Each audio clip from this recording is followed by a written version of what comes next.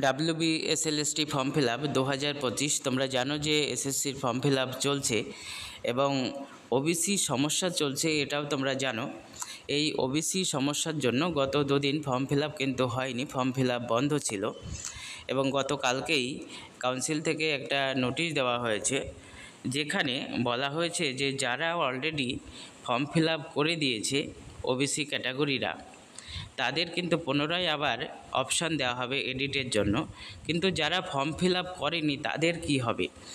Form fill up শুরু হওয়ার পরে যেটা দেখা যাচ্ছে, ফর্মে কিন্তু ওবিসি অপশানটাই আউট করে দিয়েছে, অর্থাৎ ওবিসি কোনো রকম অপশান থাকলো না এসএসসি ফর্ম ফিল আপ 2025-এ, এমনটাই দেখা যাচ্ছে। এখানে আমি ফর্মের কিছুটা পার্ট দেখাচ্ছি, তোমরা দেখো।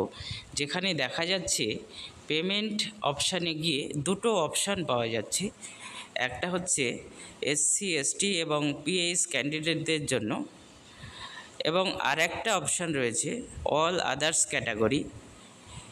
এই দুটো অপশান কিন্তু এসএসসি ফর্ম ফিল আপ 2025-এ আপাতত রয়েছে, অর্থাৎ ওবিসি অপশান কিন্তু পুরোটাই বাদ দিয়ে দেওয়া হলো।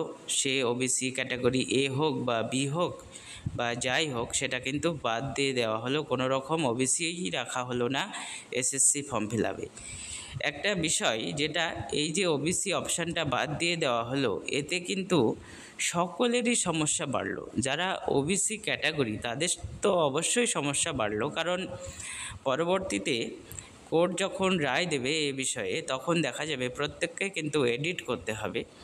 এবং এই যে একটা সমস্যা ওবিসি অপশান রাখলো না, এতে কিন্তু সকলেরই সমস্যা হওয়ার সম্ভাবনা রয়েছে। প্রত্যেকেই আপনারা ভিডিওটি দেখুন এবং সকলের মধ্যে শেয়ার করে দিন।